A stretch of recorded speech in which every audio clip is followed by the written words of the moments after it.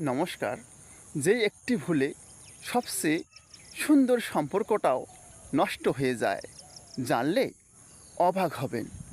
মিত্র, সব সম্পর্ক ভাঙে বিশ্বাসঘাতকতায় নয়। অনেক সম্পর্ক ভাঙে অবহেলায়। যখন প্রিয় মানুষটির কথা শোনা বন্ধ হয়ে যায়, তার অনুভূতির মূল্য দেয়া বন্ধ হয়ে যায়, তখন দূরত্ব তৈরি হয়।